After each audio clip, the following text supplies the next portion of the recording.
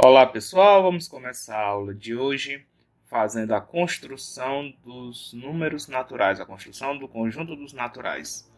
Na construção do conjunto dos naturais, eu vou começar a aula de hoje com uma pequena motivação, é uma demonstraçãozinha boba, na verdade é dentro dos inteiros, mas que deixa a gente com alguns questionamentos que faz com que a gente tenha interesse em fazer a construção dos conjuntos numéricos. Sendo que eu não vou construir todos, eu vou construir apenas o conjunto dos naturais por questão de tempo e questão de... Também é o que está no nosso programa, certo? A construção dos outros conjuntos numéricos vocês vão ver no decorrer do curso de vocês. A gente vai apresentar alguns pré-requisitos, que é o conceito de função injetora. Aí, finalmente, a gente constrói o conjunto dos naturais em cima dos axiomas de Peano. Foram enunciados por Giuseppe Peano, no século XIX. E após anunciar esses axiomas, nós vamos fazer alguns teoremas bem elementares que a gente pode provar apenas com esses axiomas. Lembrando que essa aula não pode ser compartilhada com mais ninguém, ela é de uso exclusivo dos alunos do professor Hugo Vitor. Lembrando também que eu estou gravando esta aula da minha residência, não estou no estúdio profissional. Então pode ter alguns ruídos aí ao fundo, espero que isso não atrapalhe o aprendizado de vocês. No mais, bons estudos e qualquer dúvida vocês podem perguntar lá no nosso encontro do MITS, certo?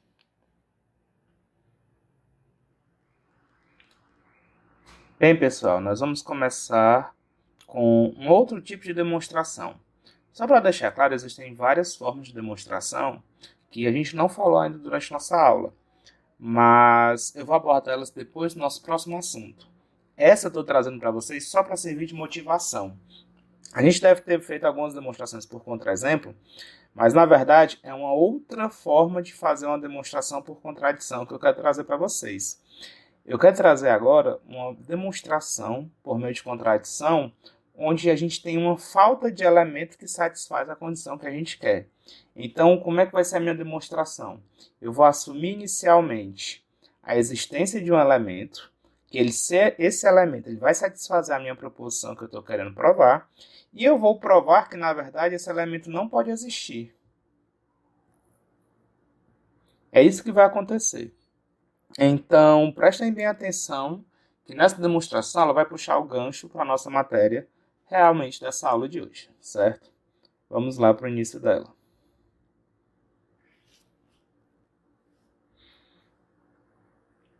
A afirmação que nós vamos trabalhar vai ser essa.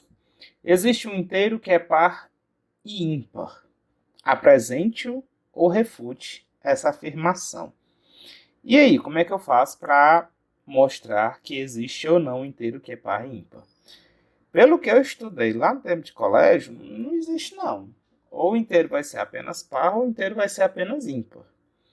Então como é que eu faço para provar uma coisa dessa que para mim é tão óbvio? Eu vou fazer o seguinte, eu vou supor que realmente existe.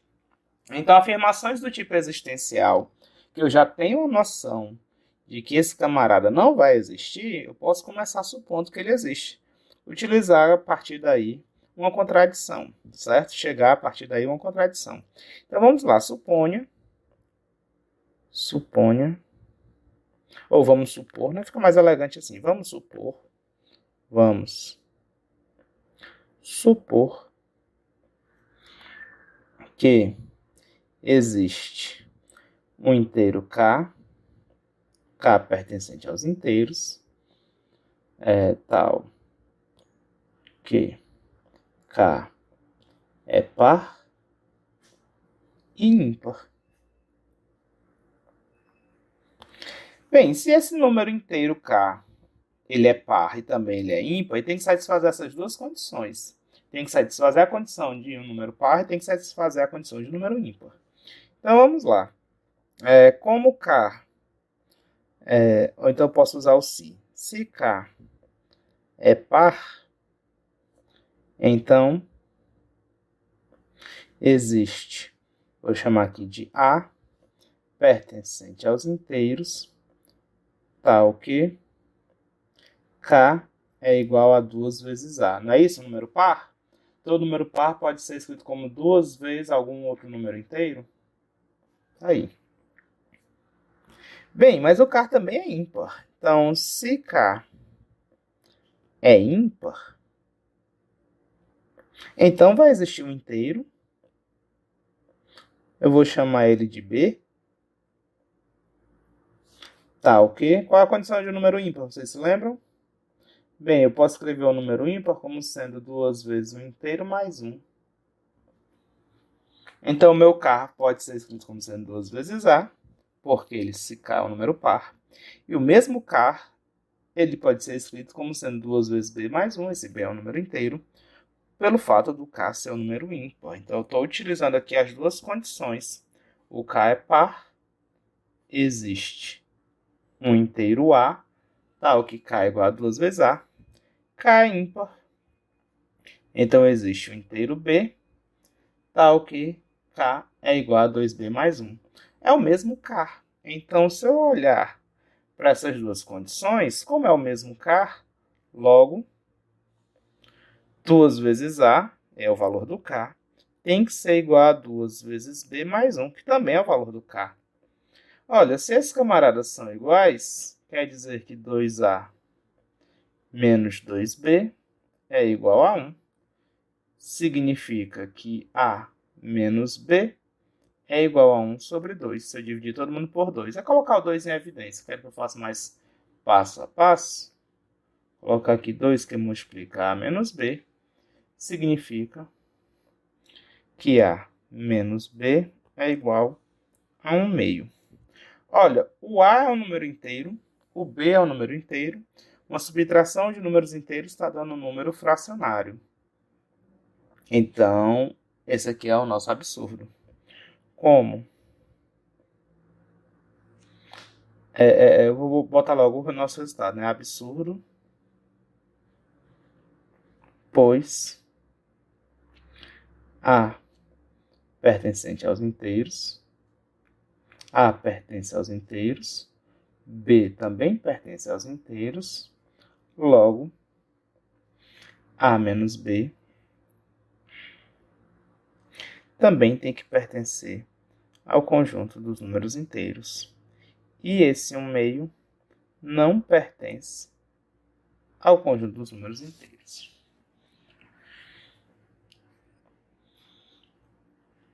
Então, nós estamos usando o fato de que 1 meio ele não é um número inteiro. Mas o que são os números inteiros? A gente não definiu os conjuntos numéricos. Na verdade, agora nós temos ferramentas suficientes para construir todos os conjuntos numéricos e saber exatamente essa afirmação aqui. Eu estou afirmando que 1 meio não é um número inteiro, mas no momento nenhum a gente trabalhou com número fracionário a ponto de afirmar quem que é inteiro ou quem não é inteiro, né? Não digo nem só trabalhar número fracionário, mas trabalhar com o conjunto dos números inteiros, né? Ver toda a sua construção. Para construir o conjunto dos números inteiros, nós temos que construir o conjunto dos números naturais. Então, tem toda uma construção numérica que pode ser feita a partir daí. O que é que eu vou fazer com vocês? De todos os conjuntos numéricos, eu vou construir um deles. Eu vou construir o conjunto dos naturais. A partir daí, nós podemos construir os inteiros, nós podemos construir os racionais e, finalmente, o conjunto dos números reais.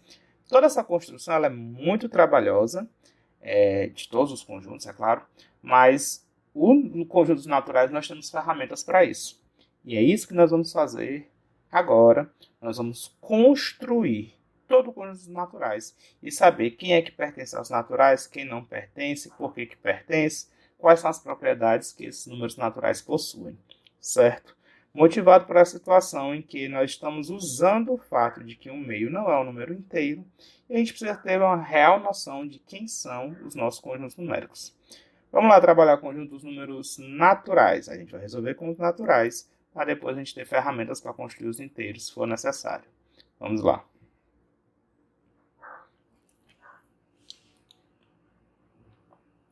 Gente, antes de fazer a construção do conjunto dos números naturais, só lembrar para vocês o conceito de função. Nós vamos usar isso aqui, certo?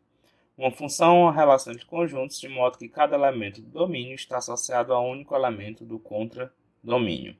Ou seja, o que é que nós vamos ter? Vou pegar aqui de um jeito simples de entender, no caso de duas variáveis. Se seja f uma função definida de A para B, se AB pertence a F, Ou seja, aqui nós vamos ter o nosso domínio, que eu estou chamando de conjunto A. Aqui nós vamos ter o nosso contradomínio.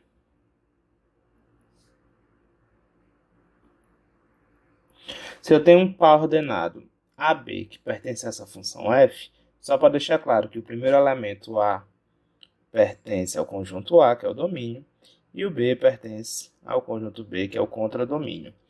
E também tivermos que AC também pertence à minha função, lembrando aí que não precisa informar mais esse C pertencente ao contradomínio B. Então,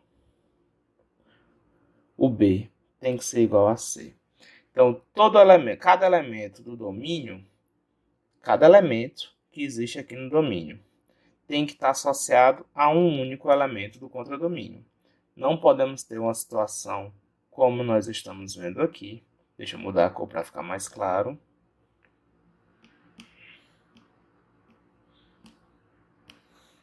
Não podemos ter uma situação como essa sem acontecer isso.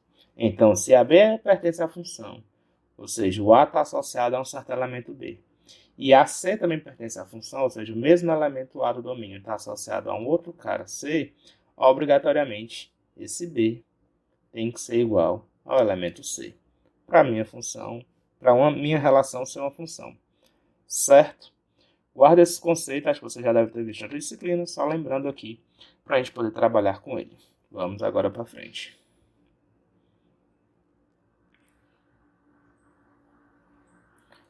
Outro conceito que nós também vamos expressar é o conceito de função injetora. O que é uma função injetora?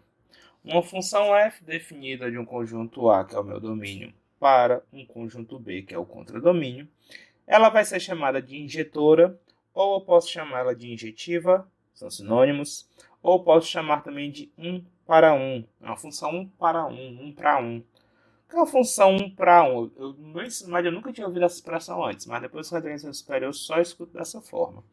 Certo? Então a função 1 para 1 é a mesma coisa que uma função injetora, mesma coisa que uma função injetiva, certo? E o que é uma função injetora? Ela vai ser injetora se elementos diferentes do domínio vão me dar imagens diferentes. Então eu tenho x1 diferente de x2, vou ter como consequência esse x1 e x2 no domínio, certo? x1, x2 pertencentes ao meu domínio, que é o conjunto A. Então, obrigatoriamente, o f de x1 será diferente do f de x2 se a minha função for injetora. Tudo bem? Para deixar claro, nós vimos anteriormente, eu vou voltar aqui à página, que uma função ela vai me dar, quando eu tenho dois pares ordenados, estou pegando aqui função de A para B, dois pares ordenados com o mesmo domínio, com o mesmo valor A, obrigatoriamente eu tenho que ter o mesmo valor no contradomínio, senão não é função. O que é que a função injetora está me dizendo? Se uma função for injetora, então meus elementos do contradomínio estão associados a um único elemento do domínio. Então, uma coisa que não era obrigatória para toda função, mas que eu vou ter obrigatório para uma função injetora, é que se eu tenho um x1 e um certo b pertencentes à minha função f, e eu tenho um par ordenado x2 e esse mesmo b pertencentes também à minha função f, então, obrigatoriamente, x1 é igual a x2. Então, entendendo a diferença desse lance de função injetora para a definição de função, vou voltar mais uma vez. Olha que na definição de função, a gente tinha pares ordenados com o mesmo domínio, força obrigatoriamente ao contradomínio ser igual, a imagem ser igual, né? A gente chama de imagem, já que a gente está associado aí a esses valores. Voltando lá, quando eu tenho imagens iguais, numa função injetora, eu obrigo ao domínio também ser igual. x1 tem que ser igual a x2. Ok? Então, com esse conceito de função, com esse conceito de função injetora, a gente já tem agora ferramentas suficientes para dar início à construção dos números naturais. Lembrando que esse não é um dos assuntos que está no nosso roteiro, mas tem um capítulo do livro só sobre função, Quem tiver interesse em aprofundar mais a parte teórica, lá no capítulo 5. No capítulo 5, lá na página, acho que é 229, página 229 do livro, página 229, todo esse capítulo sobre função, que você pode dar uma lida se você tiver interesse. Eu não vou trabalhar tudo aquilo, não tem no nosso roteiro, mas eu preciso dessas duas informações para poder construir o conjunto dos números naturais, que nós vamos fazer agora. Então, qualquer dúvida com relação ao que nós vimos aqui, vocês podem dar uma lida no livro, ou então me perguntar lá no nosso encontro do MITS, certo? Vamos para a construção dos números naturais.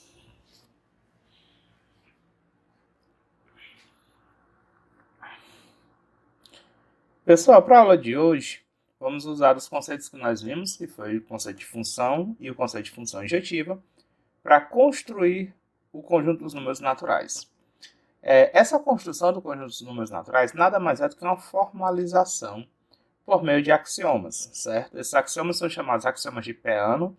Giuseppe Peano, no século XIX, foi que apresentou essa formalização para a gente, mas já existia uma outra forma de definir o conjunto dos números naturais antes. Só não era tão formal como o que nós utilizamos nos dias de hoje, certo? O conjunto dos números naturais ele é caracterizado. Atenção para essa palavra. O que é que significa que um conjunto ele é caracterizado? É o seguinte, se você achar as seguintes propriedades em algum conjunto, então aquele conjunto vai ser o conjunto dos números naturais.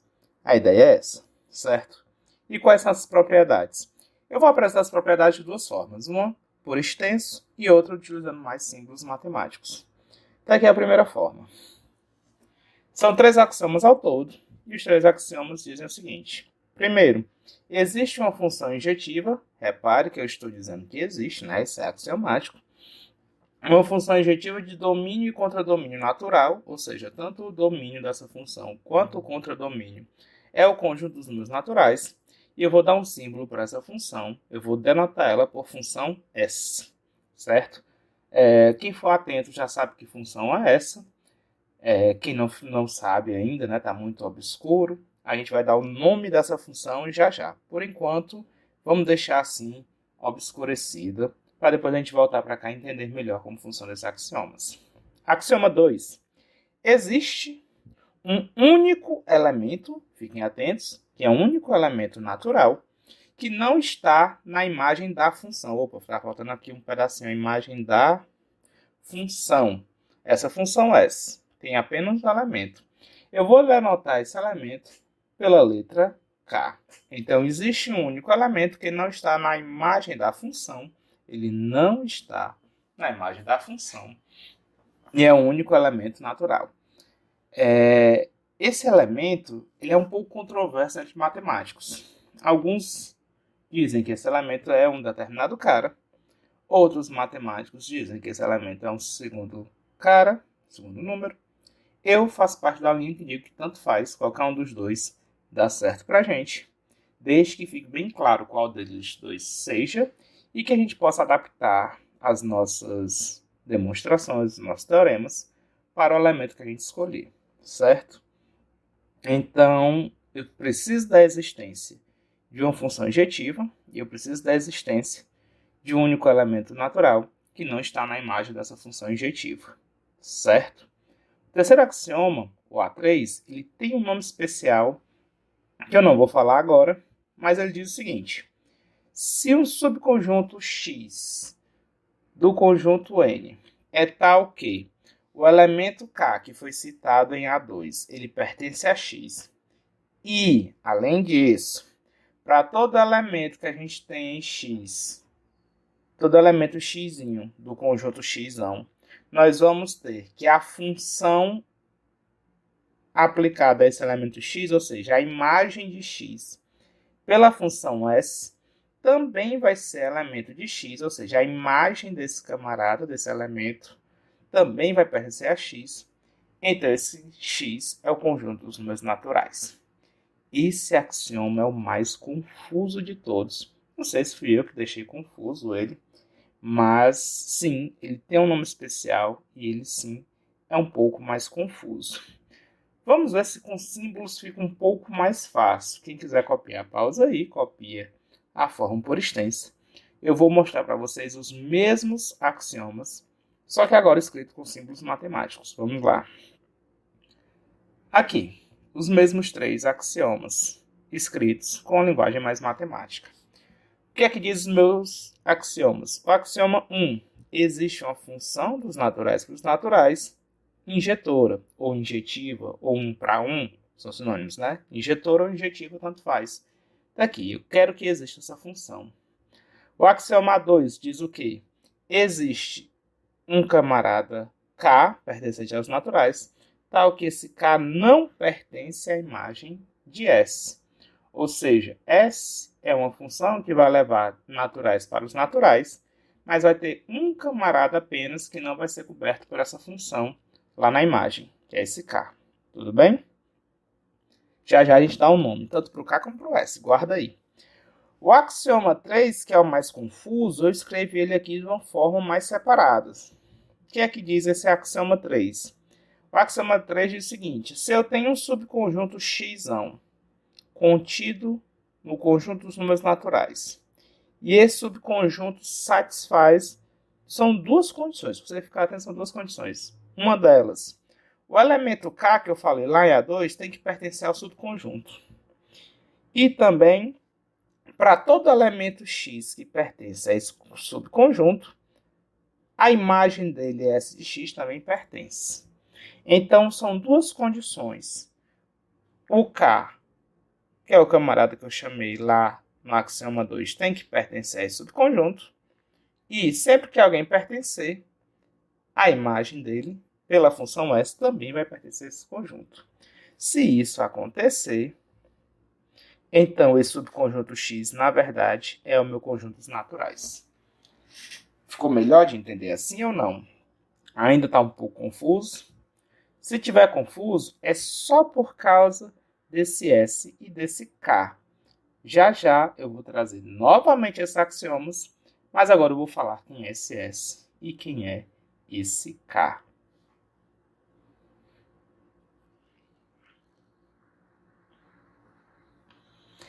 Vai facilitar muito agora se eu falar para vocês quem é essa função S e quem é esse elemento K. Mas o fato de eu não ter dito antes foi proposital, para que vocês saibam que eu não preciso dar exatamente esses nomes que eu vou dar agora, só uma questão de organização. Eu preciso que existam aqueles elementos, uma função injetora, e eu preciso que exista um elemento K que não está na imagem dessa função injetora. Eu vou voltar mais uma vez aqui. O nome desses elementos não importa, não importa. Basta que exista uma função injetora dos naturais para os naturais e preciso da existência desse K que não está na imagem dos naturais. Eu podia ser até um pouco mais rigoroso e não utilizar a letra N para designar esse conjunto, porque é o conjunto que eu estou denotando, certo? Eu vou botar aqui mais uma vez.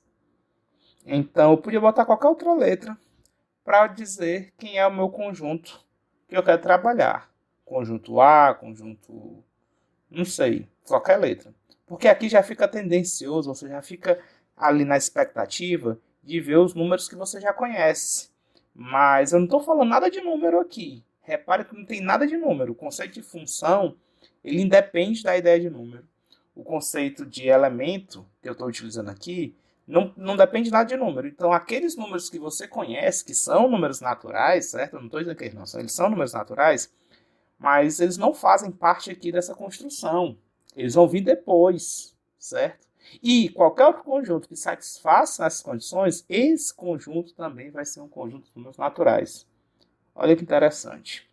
Mas no final das contas, quem é a função S?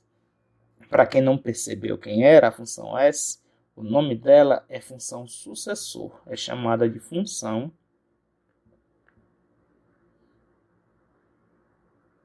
sucessor. Então, é uma função que vai levar cada elemento no seu sucessor. Só isso. Eu não estou falando de operação matemática, eu estou falando de sucessor. Nada de adição. Estou falando de sucessor. Sabem o que é o sucessor de um número? Então, a ideia é essa. Eu quero levar para cada elemento de um conjunto ao seu sucessor. O elemento K, esse elemento K ele também tem uma importância muito grande. O axioma 2 ele me diz que nós vamos ter um menor, ele vai ter um elemento que não vai ser sucessor de ninguém. Esse K tanto pode ser o número 0, como pode ser o número 1. Durante muito tempo, foi-se usado o 1 como elemento inicial para o conjunto dos números naturais. O conjunto dos naturais é definido como conjunto dos números usados para contar. Ninguém conta 0, 1, 2, 3 e assim por diante. Não, ninguém conta assim. Como é que a gente conta? 1, 2, 3, 4, 5 e assim por diante. Então, nessa definição mais tradicional de números usados para contar, o elemento K é o 1, certo? Porém, o 0 ele ajuda muito a gente no conjunto dos números naturais, quando a gente constrói. Então, posteriormente, alguns matemáticos adicionaram o 0 também como número natural, sendo que o 0 vai significar a ausência de números de contagem, certo? E agora, como é que a gente vai fazer? Tanto faz. Qualquer um dos dois que a gente use vai dar o mesmo resultado final. Basta tomar os devidos cuidados na hora de enunciar os teoremas e na hora de demonstrar esses teoremas. Então, eu vou tomar para a gente como o número inicial o número 0. E eu vou denotar ele por 0. Algumas pessoas vão ficar chateadas, por que eu não estou usando o 1. Não importa qual dos dois eu use. A ideia vai ser a mesma. Deixa eu botar meu 0 melhorzinho, que está parecendo um O. 0. Certo? Algumas observações que a gente vai falar com relação à função sucessor e com relação ao 0. A primeira observação que a gente vai fazer é a seguinte. Será que conjuntos naturais ele é um conjunto vazio? Eu acredito que não. Conjuntos naturais ele não é um conjunto vazio. Por quê? Bem, se eu utilizar como argumento para toda afirmação que eu vou falar agora, os axiomas que a gente viu, vou voltar aqui para os axiomas, nós temos que existe um elemento, que é esse K, no caso é o 0. Então, eu não vou escrever mais K, eu vou escrever agora que é o 0. Eu vou até reescrever aqueles axiomas, deixa eu voltar aqui um pouquinho, vou apagar aqui e vou reescrever esse axioma da seguinte forma. Onde tem esse K, toda parte que tem esse K, eu vou colocar o meu 0. Então, existe uma função S, definida dos naturais para os naturais, injetora. Essa função S agora tem um nome, chamada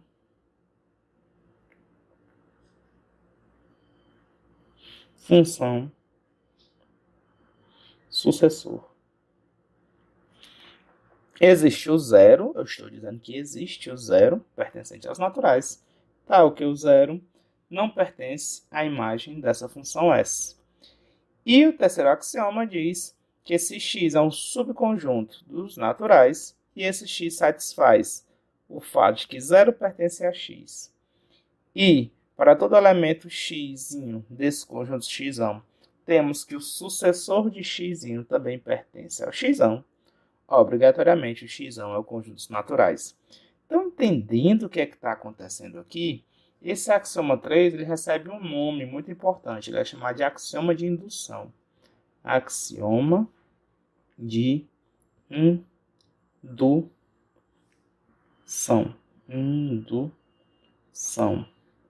E é ele que vai caracterizar fortemente o conjunto dos naturais. Os três axiomas que caracterizam a existência da função sucessor, a existência do elemento 0, que não está na imagem da função sucessor, e o axioma de indução, certo? Com esse axioma de indução, a gente pode dar nomes aos bois. Já eu faço. É a segunda observação. Primeiro, conjuntos naturais é não vazio, pois, pelo axioma A2, pelo axioma A2, existe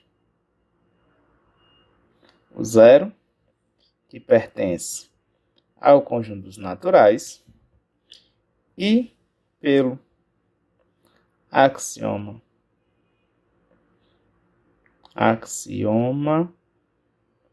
A3, se o zero, peraí, deixa eu voltar aqui. Na verdade, pelo axioma A2, S de zero, uma função não injetiva, pertence aos naturais, ela é uma função, né? Então, todo dos naturais para os naturais. Então, todo elemento dos naturais, ele está associado com essa função. Então, o zero pertence aos naturais. Pelo axioma 2, S de zero também pertence aos naturais. Além disso,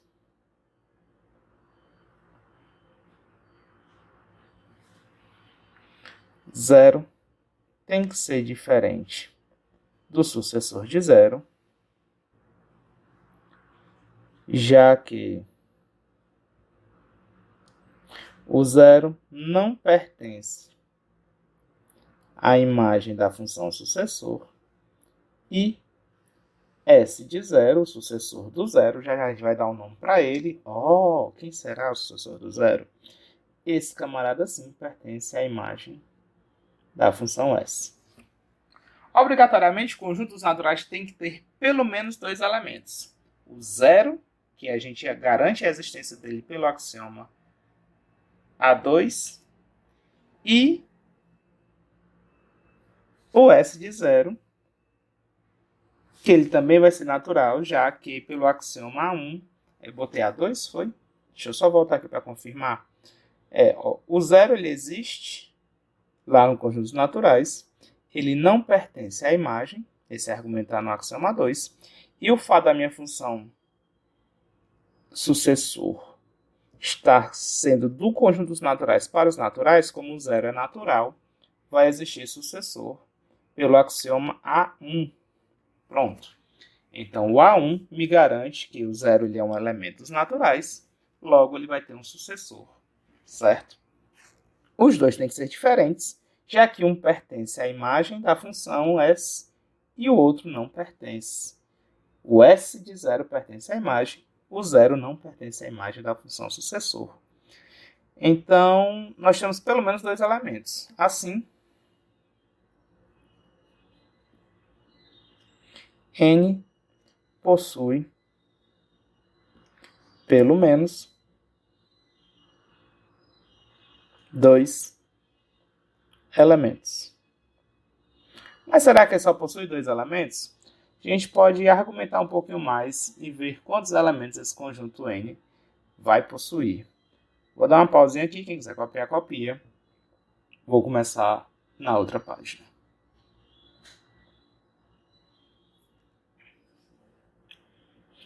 Então, pelo que nós vimos, o conjunto dos números naturais ele vai ter como seus elementos, começando pelo zero, o zero não é sucessor de ninguém, ele vai estar associado pela função S, que é a função sucessor, ao sucessor de zero. Vamos dar um nome ao sucessor de zero. O sucessor de zero será chamado de número 1, será chamado de 1. Esse 1 ele também tem um sucessor, não pode ser o zero, porque o zero não é sucessor de ninguém. E o sucessor de 1 não pode ser ele mesmo, porque o 1 já é sucessor do zero e a função sucessor ela é injetiva. Então, eu não posso ter o mesmo elemento 1 sendo o sucessor do 0 e do 1.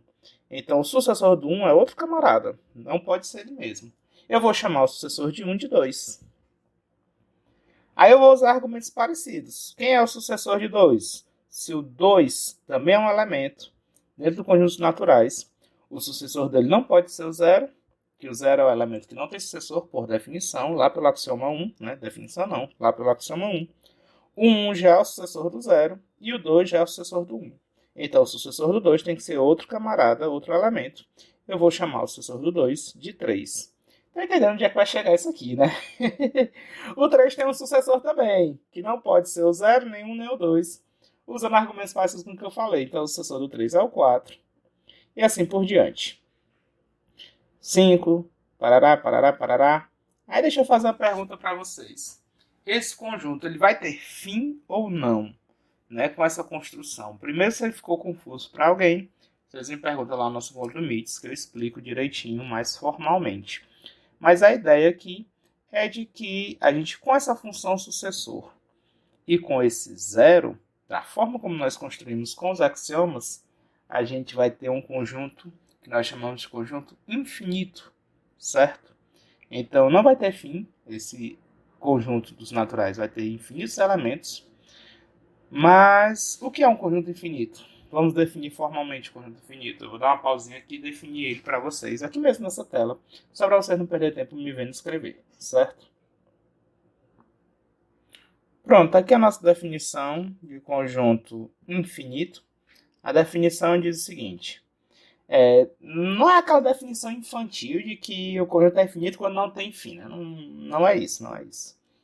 Dado um conjunto X, nós vamos falar que esse conjunto X ele é infinito se existir uma função injetora. Olha só, eu estou dando a condição de que tem que existir uma função injetora que leve dos naturais para esse conjunto X. Se eu conseguir mostrar essa função injetora, então o meu conjunto vai ser infinito. No caso dos naturais, uma função que leva dos naturais para os naturais, que é injetora, é a nossa função sucessor.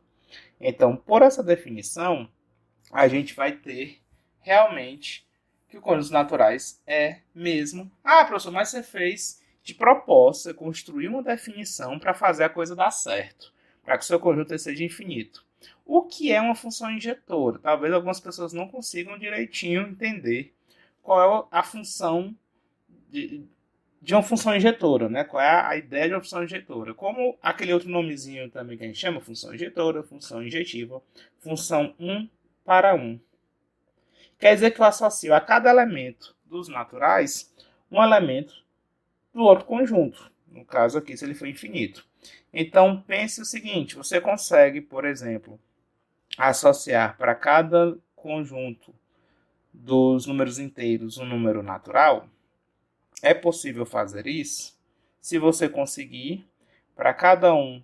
Na verdade, não é nem para cada dos inteiros um natural. Para cada natural, um inteiro. Para cada natural, ou seja, meu domínio tem que ser os naturais, eu tenho que associar para cada natural algum outro conjunto. Se eu conseguir fazer isso para todos os naturais, é uma espécie de contagem. Eu vou ter que olhar no outro conjunto e falar quem é o primeiro, quem é o segundo, quem é o terceiro, quem é o quarto, quem é o quinto. A função injetora ela vai me dar praticamente esse princípio de contagem, 1 para 1. Associar a cada número, n, número natural, um elemento do conjunto X. Então, se eu conseguir contar e eu tiver que contar usando todos os naturais, 1, 2, 3, 4, 5, 6, 7, 8, 9. Nunca parar, vou ter que usar todos os naturais. Então esse conjunto X é um conjunto infinito. Certo? Essa é a ideia primitiva de conjuntos números naturais. Como é que a gente evolui essa ideia primitiva? Eu não estou dizendo agora que você precisa contar. Eu estou dizendo que você vai construir uma função injetora que vai associar para cada número natural. Agora nós incluímos o zero. Viu como é que a gente perde esse lance da contagem? Para cada elemento natural, você vai associar a um elemento do conjunto X. Então, o 0 está associado a um elemento do conjunto X. O 1 vai estar associado a um outro elemento do conjunto X, certo? Não pode ser o mesmo. O 2 vai estar associado a outro elemento do conjunto X. E você vai ter que fazer isso para todos os elementos do conjunto naturais. Se você conseguir fazer isso, é porque o seu conjunto X é infinito. Se você não conseguir fazer isso, ele vai ser dito conjunto finito. Gente, qualquer dúvida, vocês podem perguntar lá no nosso encontro do MITS. No geral, aqui é uma formalização do que a gente já conhece intuitivamente, certo? Vamos agora para alguns teoremas que a gente pode demonstrar só usando os axiomas que a gente já viu agora para a construção dos naturais, os axiomas de Peano. Vamos lá.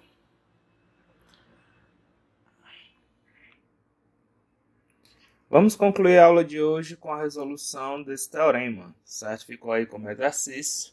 Quem quiser, então, resolver por conta própria, dá uma pausa aí no vídeo. O teorema é o seguinte. Se S, né, a função sucessor, está definida dos naturais para os naturais, então tem-se, parte 1 do teorema, o sucessor de qualquer natural não é ele mesmo, certo? O sucessor de N não é N, é diferente do próprio N. Isso para todo N natural. E a segunda parte desse teorema, o segundo, seria que a imagem da função sucessor vai ser igual ao conjunto dos naturais menos aquele k, que no caso a gente definiu como sendo o número 0, não é isso? Vou até colocar logo aqui, já que a gente está utilizando ele. 0. É aquele k que foi definido lá nos nossos axiomas, que a gente está chamando ele de 0. Então, quem quiser fazer por conta própria, tente fazer aí, dá uma pausa no vídeo, usando apenas os axiomas, certo? E vamos lá ver como é que a gente faz esse tipo de demonstração. Eu vou dar uma dica para vocês. Para fazer a primeira teorema, construa um conjunto, subconjunto do conjunto dos naturais, e esse subconjunto aí tem a propriedade de que só vai estar nele os camaradas que são diferentes dos seus sucessores, né? Os valores n e tal, que n é diferente de Sn. E tente provar, usando os axiomas, que esse subconjunto que você criou é todo o conjunto dos naturais, certo?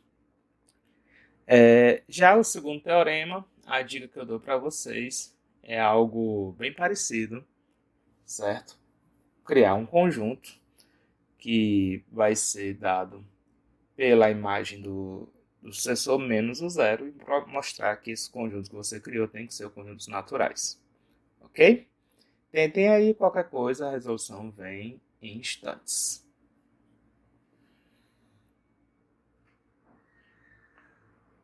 Vamos lá? Deu tempo de fazer aí?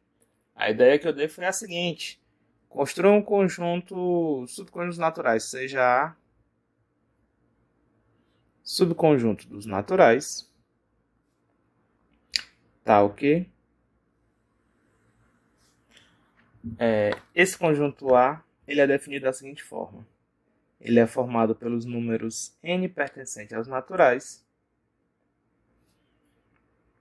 tal que n não é sucessor dele mesmo. Então, n é diferente do sucessor de n. Vamos tentar provar que esse conjunto A é o próprio conjunto dos naturais. Como a gente faz isso?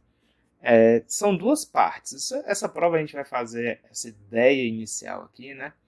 Ela vai ser usada muitas vezes, ela vai ser chamada de indução finita. Qual é a ideia?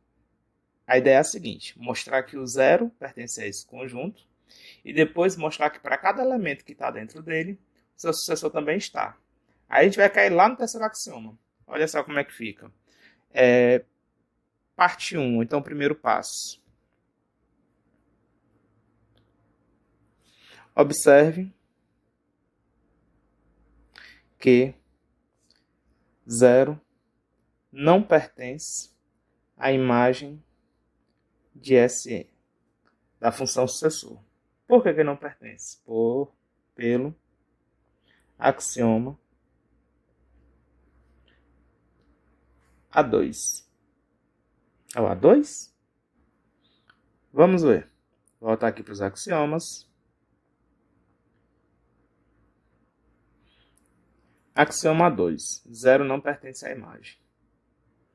A gente sabe disso. É um dos axiomas, uma das regras para os naturais.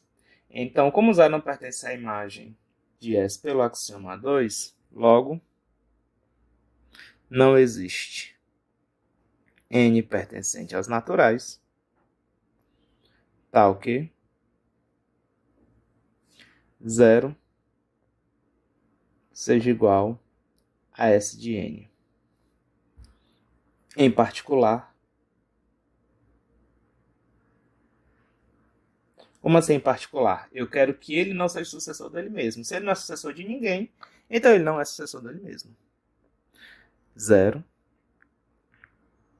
é diferente do sucessor dele mesmo. Com isso, o 0 pertence a esse conjunto que eu criei, o conjunto A. Pronto, a gente já sabe que o 0 está nele. Qual vai ser o segundo passo? Você vai pegar um elemento desse conjunto A. Pegue um elemento S qualquer. Segundo passo. S não, né? Essa é a nossa função. Para um elemento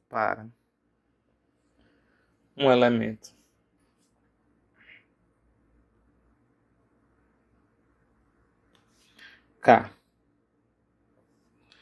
pertencente a A, qualquer elemento que esteja em A, pela construção desse conjunto A, nós temos que o K é diferente do sucessor de K. Lá no conjunto A só vai ter caras que vão ser diferentes do seu sucessor. Então, como a função ela é injetora, a gente pode até entender que esse S de K, esse sucessor de K, ele também é diferente do seu sucessor. Axioma 1, não é isso? A função é injetora. Então, como a função S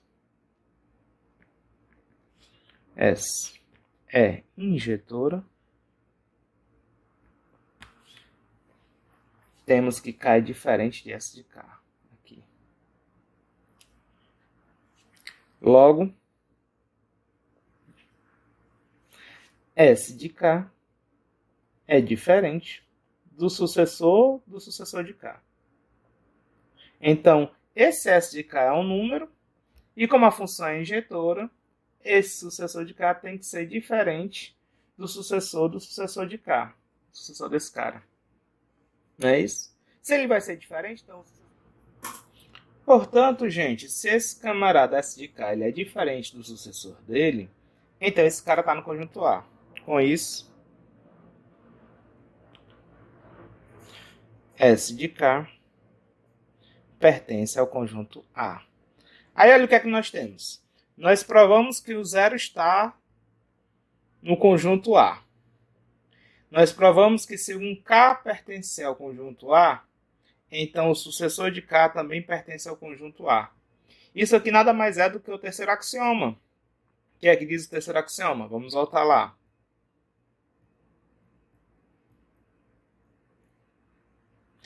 Eu tenho um conjunto, eu chamei lá de A, que eu estou chamando X, subconjuntos naturais. Eu provei primeiro que o zero pertence a esse conjunto, e eu provei que para cada elemento que eu tenho nesse conjunto, o sucessor dele também está. Pelo axioma 3, esse conjunto tem que ser os naturais. Então, foram os dois passos que eu fiz. Então, eu comecei provando que o zero pertence ao conjunto, chamei o conjunto de conjunto A. E eu provei que para cada elemento que esse conjunto A tenha, o sucessor dele também vai estar nesse conjunto. Pelo axioma 3, nós temos que esse conjunto A tem que ser o conjunto dos naturais. Então, nossa conclusão. Deixa eu acrescentar aqui mais uma página. Vai precisar de mais uma página para concluir. Pelo axioma A3. Só para deixar claro que a função S é injetora, não é uma invenção minha. Isso aqui é o axioma A1. É a criação da própria função. Ela é injetora já por construção lá do axioma. Certo? Pelo axioma A3, temos que A é igual ao conjunto dos naturais. Então, a gente criou um conjunto que tem essa característica, que todos os elementos dele são tais que esse conjunto, esse elemento é diferente do seu sucessor. E esse conjunto que eu criei, que é um subconjunto naturais, acabamos provando que é todos naturais. Então, a nossa demonstração é isso. Para todo número natural, o valor que a gente tem n natural é diferente do seu sucessor. Está feita a nossa demonstração. Gente, qualquer dúvida vocês podem perguntar lá no nosso encontro do MITS. Tudo bem? Vamos para o próximo teorema. Quem quiser copiar, dá uma pausazinha no vídeo aí.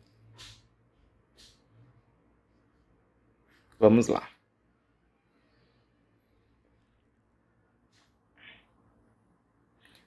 Novamente, nós vamos usar a mesma estratégia. Nós vamos criar um conjunto que vai satisfazer as nossas necessidades, e esse conjunto vai ser o conjunto dos naturais. Qual é o conjunto que vai ter que satisfazer as nossas necessidades? Como é que eu descubro isso? Olha para cá, é esse aqui, é esse natural que eu quero fazer aparecer. Então, eu vou criar o conjunto, seja o conjunto, eu vou chamar de X dessa vez, seja o conjunto X.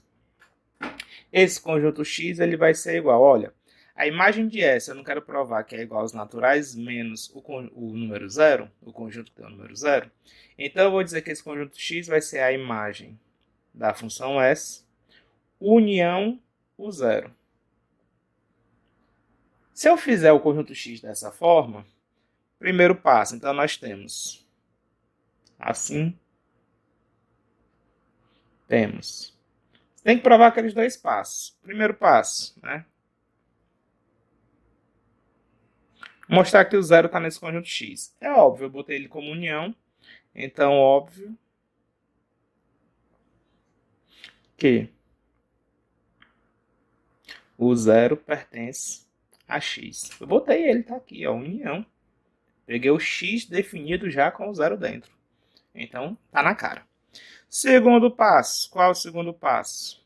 Eu vou pegar um elemento de X e eu quero verificar se esse elemento de X está na imagem da função S. Então, vamos lá.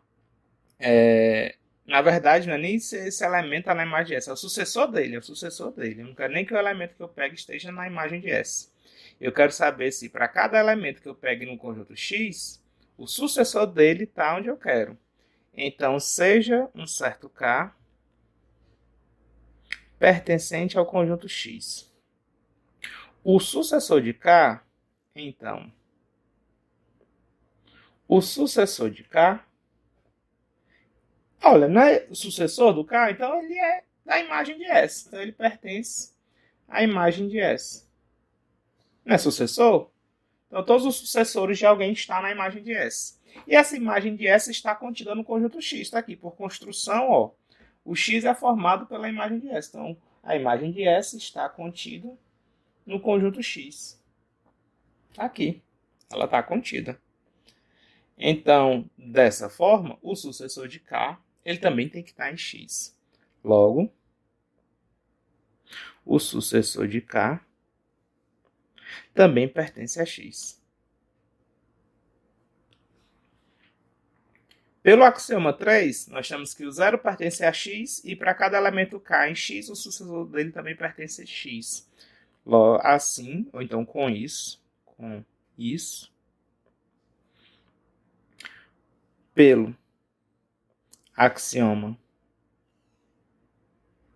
A3, é ele que nós mais vamos usar, gente. É o que a gente chama de axioma de indução, a gente vai trabalhar muito com ele ainda. O que é que diz o axioma 3? Se você tem o zero num subconjunto dos naturais, se você tem, para cada elemento desse subconjunto K, né, para cada elemento desse subconjunto X, né, tá aqui K, o sucessor desse elemento também pertence a esse subconjunto, então esse conjunto tem que ser o conjunto dos naturais. Então, pelo axioma 3, X é igual ao conjunto dos naturais. Nesse caso, o conjunto dos naturais, concluímos que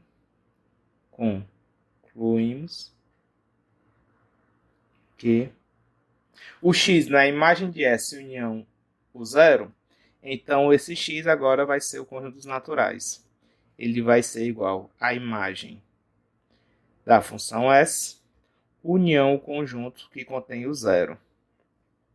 Se eu tirar o conjunto que contém o zero dos dois lados da igualdade, então a gente vai ter que o conjunto dos naturais sem o zero é igual à imagem da função S, que é o que a gente queria provar.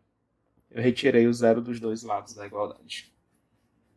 Então, gente, está aqui a demonstração, espero que vocês tenham compreendido, e é assim que a gente vai usar muitas vezes o axioma de indução. Vou deixar claro que o axioma de indução, usado dessa forma, ele é muito teórico. A gente pode abusar um pouquinho dele e criar a nossa indução finita de uma forma mais prática, que é o que nós vamos fazer nas aulas seguintes também. Então, bons estudos para vocês, a gente vê no nosso próximo encontro. Qualquer dúvida, podem apertar lá no nosso encontro do MITS.